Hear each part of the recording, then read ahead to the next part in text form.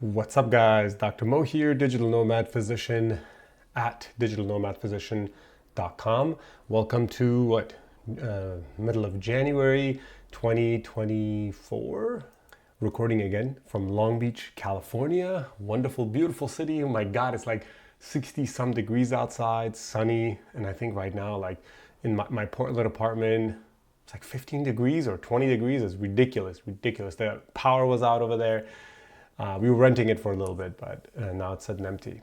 So let's dive right in. A common question that I get usually is about how do I do telemedicine? How do I do a virtual medical practice where I don't have any I have no capability of doing a procedure or doing a physical exam. So obviously that causes a lot of anxiety for people. So let's go over that. Let's talk about the reality of it and how important it is.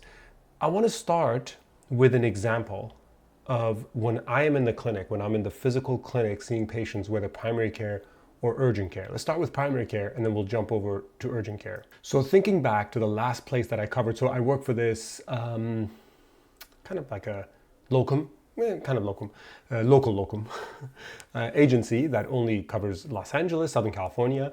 And they give me shifts all over the place, but there's one clinic that I go to a lot, and it is, I will say, middle income people, pretty good diversity. So I speak Spanish with a lot of patients, and guess what? In the primary care clinic, hardly ever do I have to do a physical exam. I'm trying to think when the last time my physical exam was actually game changing, meaning I did the kind of exam that it would have changed the outcome of my decision. I can't think of it, at least not in that clinic. Meaning that maybe I would have felt around for kind of like an obvious nodule, and then I probably would have said, hey, we still got to get an ultrasound, if there's any kind of thyroid abnormalities.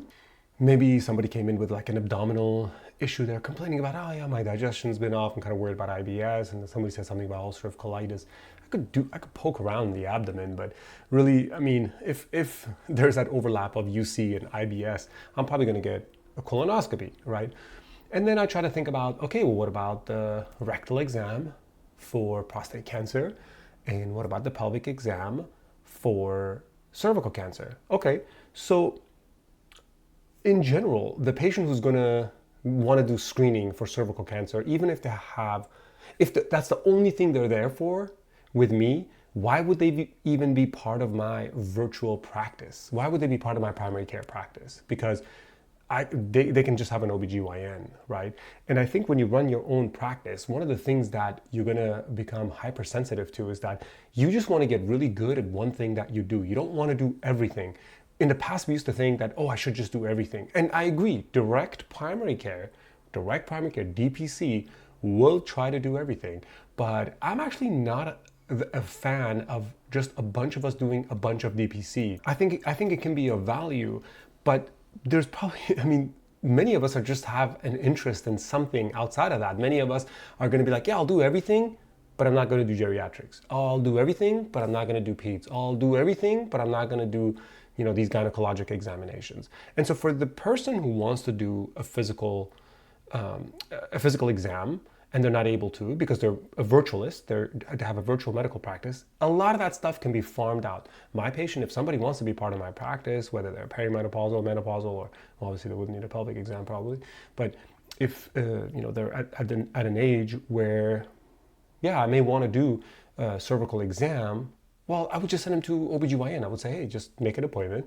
It's going to be only every few years, and we can do an exam there. You can do the exam there, and that way they can still be part of my practice. Now, of course, urgent care. Okay, so now somebody acutely comes in, and yes, I try to think about my patients in the past few days that I've seen in the urgent care, and I'll tell you, the majority of them, the actual physical exam that I did, looking in their ear, looking in the mouth, looking up the nose for their cold and flu symptoms, come on guys, you're doctors, you know this. Like, it is complete waste of time.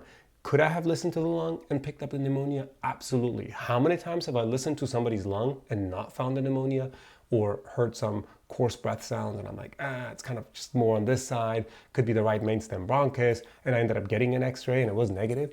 So the point is, it's a very low yield thing that we do. If you believe that the physical exam is paramount and incredible and important and it connects the patient and the doctor together, by all means, I think having a hybrid practice or a purely physical practice would make the most sense for you. But to believe that it actually puts you at risk or that you're not giving something that the patient that they actually need, I think that's incorrect. You can have a completely healthy patient-doctor relationship. You can do a virtual visit and say, you know what, that actually needs me to look at it in person, or I need to drain that abscess. I need to put in the stitches myself. I need to, that one I just actually have to be there to do your examination. Like, I can take a look at the photo of the rectal area, but I got to do a digital exam. I got to do an anoscopy. I got to do this, I got to do that.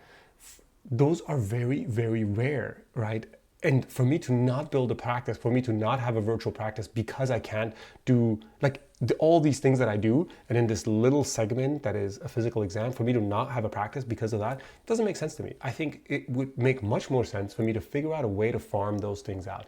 If somebody has hemorrhoids, needs an anoscopy, I can send them to GI. I can send them to a good proctologist. Somebody needs that pelvic exam, I can send them to a gynecologist. How often is that going to be? I think much less than you think. And most of the time, you can probably figure out something that you can do in the meantime to get the patient along to see if those symptoms resolve. Not to mention that the patient who's going to come to you, knowing that you have a virtual practice, is probably going to be okay with you running a virtual practice, knowing that they're not going to get a lot of the physical exams and that sort of stuff. Patients are very intelligent. They are able to self-select into the right kind of practice, knowing that you're probably not going to be able to do certain things for them. So don't worry that you have to like baby these patients and do everything for them. No, that's really not the case.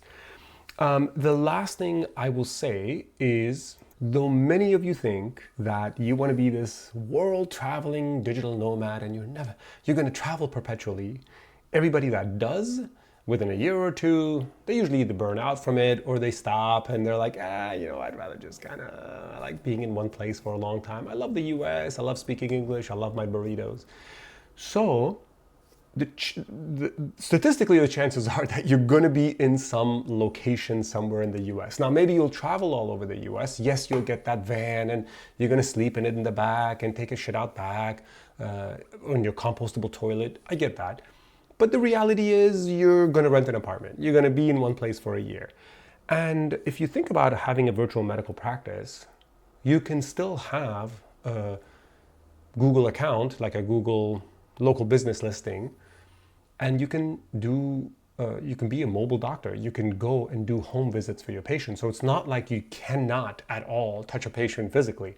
But of course, some of you who genuinely really are going to be out of the country and you're never going to be here, I get that. That's completely out of the question. For those of you who are doing that, I think you could easily partner up with a good physician assistant, nurse practitioner, find somebody who has a private practice, and say, hey, can I partner up with you? On occasion, I'm going to have somebody who's going to come in and need a swab. On occasion, I'm going to have somebody who needs to come in for a physical examination. Can I book that person in on your schedule, and I'll give you, a certain amount from their, I don't know, I'll give you a certain fee for it, or they might be willing to do it for free if there's some sort of partnership, right? So think outside the box. Don't think that physical exam is as big of a deal as you think. I don't even want to talk about all the technology that is coming out that's going to completely make physical exam obsolete. I'm not saying I want it to be obsolete. I'm saying it's going to make it obsolete. There is no way this economy with our spending can sustain a physical location for a patient and doctor to see each other other than surgeries and emergencies. It just won't happen. And it's just a matter of time before it happens, and it's going to be this one big wave that's going to completely make that crumble. But I think staying ahead of the curve makes a lot of sense. So if you have any questions, go to digitalnomadphysician.com/consult. I would love to chat with you. I would love to take your money and give you some of my lack of knowledge. Take care.